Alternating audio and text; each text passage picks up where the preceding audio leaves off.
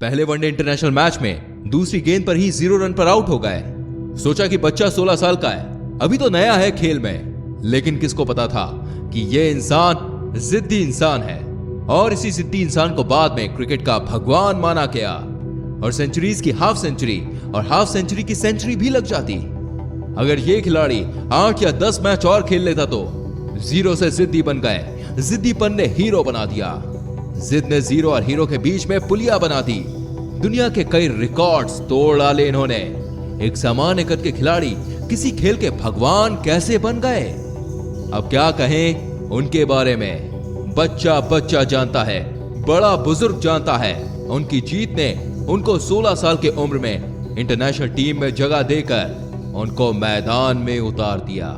एक सवाल पूछूंगा मैं आज, तुम अपनी लाइफ में कितने बड़े बनना चाहते हो? चाहे वो सफलता हो, पैसा हो या फिर नाम हो, सोच के बताओ।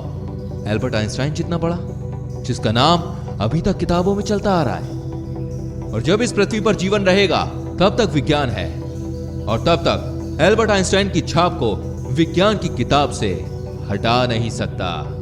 अरे पृथ्वी भी रहे या ना रहे, उनके साइंस के फॉर्मूले हमेशा सच रहेंगे। ऐसा कैसे हुआ? सोचिए, स्कूल में मंद बुद्धि कहे जाने वाला विद्यार्थी इतना बड़ा इंसान कैसे हो सकता है? सोचिए, क्योंकि उसमें जिद थी। अपने हिसाब से पढ़ूंगा, अपने हिसाब से खोजूंगा। जिद थी कि बस करता रहूंगा। बनना चाहते हो इतना बड़ा? वापस आते अपने देश में। ज्यादा पुरानी बात नहीं है। रतन टाटा जी ने कार लॉन्च की इंडिया में, नहीं चली, घाटा होने लगा। जब ज्यादा घाटा होने का अंदेशा हुआ तो अपना व्यापार बेचने चले गए किसी और कंपनी के पास ताकि नुकसान ना हो। वहां मीटिंग करी। जब मीटिंग में जवाब मिला कि जब आपको कार व्यवसाय के बारे में जानकारी नहीं है तो आप क्यों करते हैं व्यापार, डील वहीं पर छोड़ दी। वापस आते समय सोचते रहे, बहुत हो गई बेइज्जती, अब मैं दिखाता हूं कि टाटा क्या चीज है। मेहनत करी, तगड़ा बिजनेस मॉडल बनाया और गजब की कार इंडस्ट्री खड़ी कर दी। 10 साल बाद वो कंपनी जिसकी मीटिंग में उनकी बेइज्जती हुई थी, उस कंपनी को भी तगड़ा लॉस हुआ। रतन टाटा जी ने उनको ऑफर दिया कि बेचना चाहते हो वो कंपनी, बेचना चाहते हो तो बताओ, मैं खरीद लूंगा। और वो कंपनी उन्होंने अपने नाम कर ली। ये होती है जिद, कुछ साबित करने की, कुछ पाने की। उनमें ऐसा क्या है जो मुझ में नहीं है? क्या है इन सब लोगों में कॉमन? एक जिद कि नहीं रुकूंगा, करता रहूंगा, खुद को बेहतर से बेहतर बनाऊंगा। उनमें जिद थी कि वही बनूंगा जो मैं बनना चाहता हूं, चाहे कितनी भी रुकावटें आए। जिद है तो है। बनना चाहते हो उनके जैसा? मन किया ना बनने का, लेकिन ये जो लेकिन वर्ड है ना, ये तुम्हारी वाट लगा देता है। मैं कुछ करूं तो सही, लेकिन बड़ा बनूं तो सही। लेकिन मैं मेहनत करना तो चाहता हूं, लेकिन मेरा सपना तो ये है। लेकिन कोई थाली में परोस के देगा क्या? ये लो, खा लो, आज से तुम सचिन हो जाओगे। ये खा लो, आज से दुनिया में तुम आइंस्टाइन के नाम से जाने जाओगे। अरे बेटा, ये जड़ी बूटी खा लो, आज से तुम अरबपति बिजनेसमैन बन जाओगे। नहीं, कोई कुछ नहीं देगा। मैं बताता हूं कि जब तक तुम इस लेकिन वर्ड की वाट नहीं लगाओगे, इसकी ऐसी तैसी नहीं कर दोगे, तब तक इसे जिद में नहीं बदल पाओगे, तब तक कुछ नहीं होगा। लेकिन पहले यह बताओ कि क्या खास था इन लोगों में? हा? क्या खास था? वही मिट्टी का शरीर था ना? क्या सोने चांदी के बने थे? क्या ऊपर वाले ने इनके कान में कोई गुप्त मंत्र फूंक के भेजा था कि जाओ तुम सचिन बनोगे, अरे जाओ तुम रतन टाटा बनोगे, जाओ जाओ तुम आइंस्टाइन बनोगे? नहीं नहीं नहीं नहीं नहीं। चलो एक और एग्जांपल देता हूं। जब तुम्हें एक दिन के लिए कोई रूम में अकेला बंद कर दे तो तुम क्या करोगे? जब कोई तुम्हें एक हफ्ते के लिए रूम में बंद कर दे तो तुम क्या करोगे?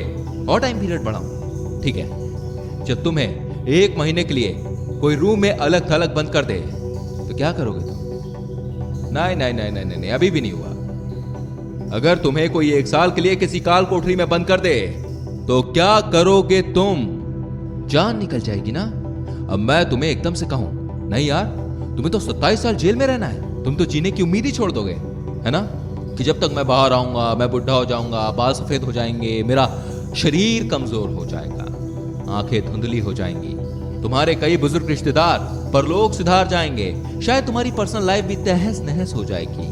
लेकिन क्या कोई सोच सकता है कि एक इंसान को 27 साल जेल में रहना पड़ेगा। और जब वो महान हिम्मत वाला इंसान जेल से बाहर आएगा तो उनके आने के 5 साल के अंदर ही साउथ अफ्रीका के वो राष्ट्रपति बन जाएंगे। सही सुन रहे हैं आप? क्या बोलोगे इनको? कोई शब्द नहीं है ना जिद के आगे? अब यही सोचोगे ना, इनका तो यार कोई जुगाड़ होगा, अगर जुगाड़ ना होता तो वो जेल में ही क्यों जाते? अब यही सोचोगे ना कि उनको जेल में खाना पीना अच्छा मिल रहा होगा जिससे वो हेल्दी होंगे। अरे यार क्या मिलता है जेल में? है क्या मिलता है? पूरी दुनिया ने एक जिद वाले कैदी इंसान को किसी देश का चहेता राष्ट्रपति बनते हुए देखा।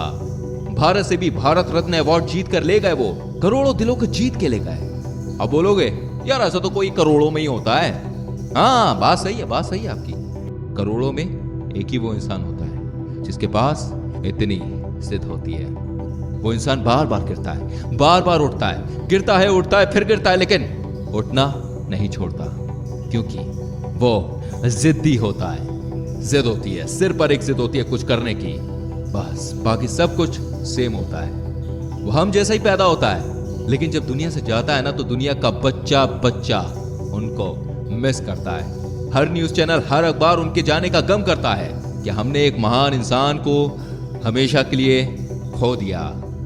अब ऐसा इंसान शायद नहीं आएगा क्योंकि वो मानव महामानव बन जाता है, क्योंकि वो मेहनत करने की सारी हदों को पार कर जाता है, काम करते रहने की जिद पार कर जाता है। वो एडिशन की तरह बल बनाने के लिए हजारों बार फेल हो जाता है, लेकिन फिर भी जिद करता रहता है कि रुकना मेरा काम नहीं है। जब तक यमराज ना आए तब तक आराम नहीं।